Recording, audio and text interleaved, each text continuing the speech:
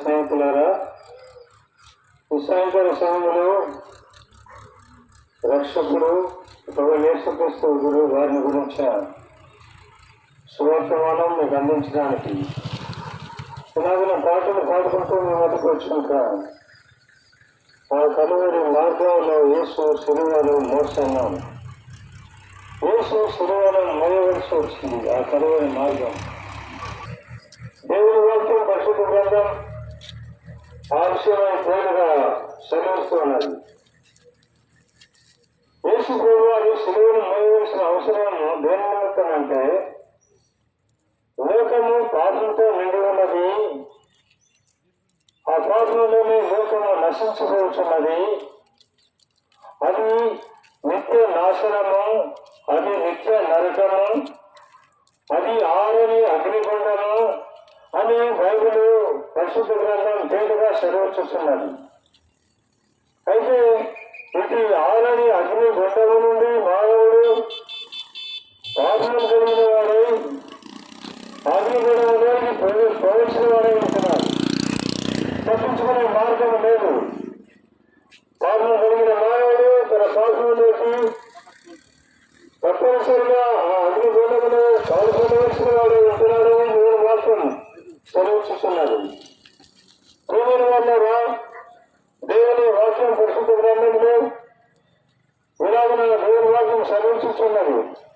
ఆ అగ్నిగుండం నుంచి తప్పించాలి. ఎలాగా అంటే మానవునికి ఒక ఏర్పాటును దేవుడు అనుగ్రహించిన వాడుగా ఉంటున్నాడు.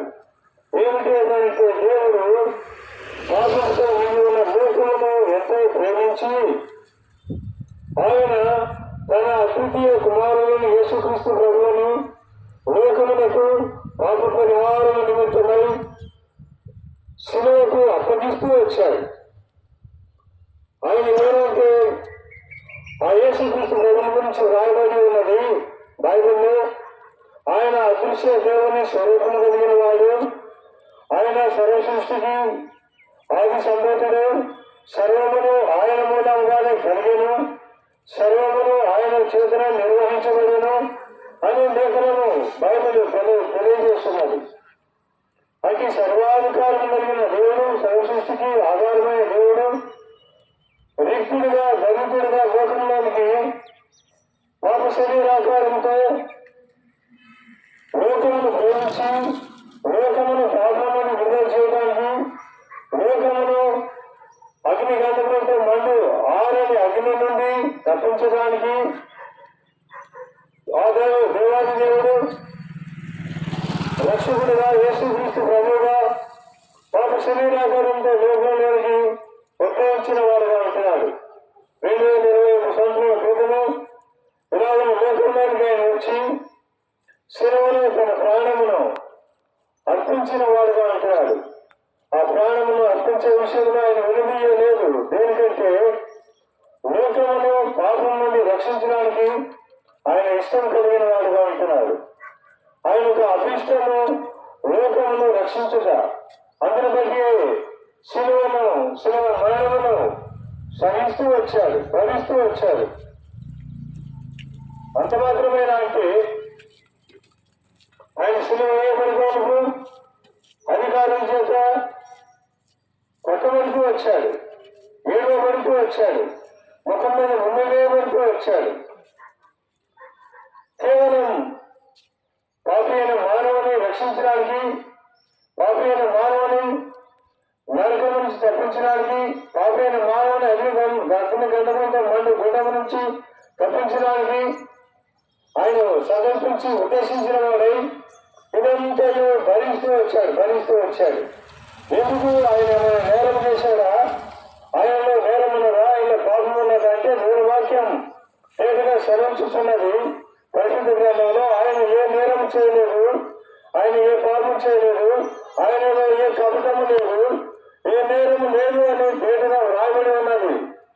ఈ నేరం లేని దేవుడు, ఈ కపటము లేని దేవుడు, ఈ పాపము చేయని దేవుడు, ఆయన రిక్తుడుగా దళితుడుగా పాప శరీరాకారంతో లోకములకు వచ్చి లోకంలోని మానవాళిని రక్షణార్థమై సిలువను భరిస్తూ వచ్చాడు, సిలువ మరణము సహిస్తూ వచ్చాడు. ఇది నువ్వు నమ్మినా నమ్మకపోయినా ఇది వాస్తవం, దైవ కార్యము ఆనాడు జరిగించబడుతూ వచ్చినది. అనేకులు ఈ మాటను అంగీకరించిన వారు రక్షణ పొందిన వారుగా ఉంటున్నారు. చెబుతున్న మేము ఒకనాడు ఎరగని వారమే ఈ విషయాన్ని, అయితే ఇలాగనే చెబుతూ ఉండగా ఆలోచించిన వారిపై, వినిన వారిపై, తెలుసుకున్న వారిపై, గైకున్న వారిపై, గ్రహించిన వారిపై మేము మా పాపం విషయమై పశ్చాత్తాపంతో దేవుని సభలో అడుగుతూ వచ్చాం. దేవుని వాక్యం ఇలా పేరుగా రాయబడుతూ వచ్చింది. పాప పరిహారమై ఏమీ చెల్లించనక్కడ లేదు. అయితే దేవుని వాక్యంలో రాయబడిన మాటలు ఇలాగున్నాయి. మన పాపలను మనం ఒప్పుకునే ఎడల ఆయన నమ్మదగిన వాడు, అనగా యేసు ప్రభువు నమ్మదగిన వాడు, ఆయన నీతిమంతుడు, ఆయన మన పాపం క్షమించేవాడు, ఆయన మన సమస్త దుర్నీతి నుండి తప్పించేవాడు, కడిగి శుద్ధి చేసేవాడు. అలాగే వాటన్నిటి నుండి పవిత్రపరిచి నిత్య రాజ్యం అనుగ్రహించిన వాడు. ఇది దేవుని వాక్యం పేరుగా సెలవుచ్చిస్తున్నది. కాబట్టి ప్రేమయ్య వాళ్ళగా మన పాపంలో మనం ఒప్పుకుంటే చాలు, ఏమీ క్రయము చెల్లించని అవసరం లేదు. దేవుని సన్నిధిలో చేరి యేసు ప్రభువా నేను పాపని, నా పాపం క్షమించము, నా పాపాన్ని బట్టి నేను ఆరని అగ్ని గంధకులతో మండు గొండములకు పోవలసిన వాడే ఉంటున్నాను. అయితే నీ వాక్యం సెలవించిన ప్రకారం నువ్వు పాపలను రక్షించడానికి లోకంలోనికి వచ్చావు, చనిపోయినావు, సమాధి చేయమన్నావు. అంత మాత్రమే కాదు, మానవుని నీతిమంతులుగా తీర్చడానికి ఆయన తిరిగి సమాధిని మృత్యుంచాడు, సమాధిని గెలిచి నేర్చిన వాడుగా ఉంటున్నాడు. ఇది దేవుని వాక్యం పేరుగా సెలవుచ్చిస్తున్నది. ప్రియమైన వాళ్ళ కాబట్టి ఇలాగ ప్రభు దగ్గర చేరి నీ పాపం ఒప్పుకుంటే చాలు, ఏమీ క్రయం చెల్లించిన అవసరం లేదు. నోటితో నీ హృదయం మనసారా నువ్వు ఒప్పుకుంటే ఆయన క్షమించేవాడు కొన్నాడు, ఆయన నీకు పరలోకం ఇచ్చేవాడు కొన్నాడు, ఆయన నీకు నిత్య జీవం ఇచ్చేవాడు, ఆయన నీకు సమాధానమును నిత్య సంతోషం ఇచ్చేవాడు కొంటున్నాడు. యేసు ప్రభు తప్ప వేరే మార్గం లేదు. ఎలాగో సెలవుచ్చిస్తున్నది. నేనే మార్గమును, నేనే సత్యమును, నేనే జీవనై ఉన్నాను, నా ద్వారా తప్ప ఎవరును తండ్రి యొద్దకు అనగా పరలోకమునకు చేరలేడు అని యేసు ప్రభు సెలవిచ్చిన వాడుగా ఉంటున్నాడు. కాబట్టి ఆయన ద్వారానే పాపములకు క్షమాపణ ఉన్నది, ఆయన ద్వారానే నిత్య జీవం ఉన్నది, పరలోకం ఉన్నది, మోక్షం ఉన్నది. ఆ నిత్య సంతోషం అనుభవించగలం ఆయన ద్వారా తప్ప వేరే మార్గం లేదు. దేవుని వాక్యం సెలవిచ్చిన ప్రకారం మన పాపలను మనం ఒప్పుకుంటే చాలు, ఆయన నమ్మదగిన వాడు, ఆయన నీతిమంతుడు కనుక ఆయన మన పాపం క్షమించి సమస్త దుర్నీతి ఆయన మనం రక్షించేవాడు కొన్నాడు, పవిత్రపరిచేవాడు కొన్నాడు, పరలోకం ఇచ్చేవాడు కొన్నాడు. ప్రభు యేసు చూస్తున్నప్పుడు విశ్వాసం ఇచ్చితే చాలు, యేసు రక్తం నీ ప్రతి పాపమును కడిగి నేను పవిత్రపరిచి నీ ఇంటికి నీ ఇంటి వారందరికీ రక్షణ కలుగు చేస్తున్నది. యేసు నుండి విశ్వాసం ఉంచుది, అప్పుడు మీరు మీ ఇంటి వారిని రక్షణ పొందదు. ప్రార్థన చేస్తున్నాము. పరిశుద్ధమైన పొందుతుంది లోక సృష్టికర్త, పాపుల రక్షకుడ, దేవ మా కొరకు మమ్మల్ని రక్షించటకు లోకమునకు అవతరించిన దేవ, పాపంలో పుట్టాం, పాపంలో చనిపోతాయి, నరకం ఉంది, నరకమును తప్పించటకి ఈ లోకమునకు యేసుగా లోకానికి వచ్చారు.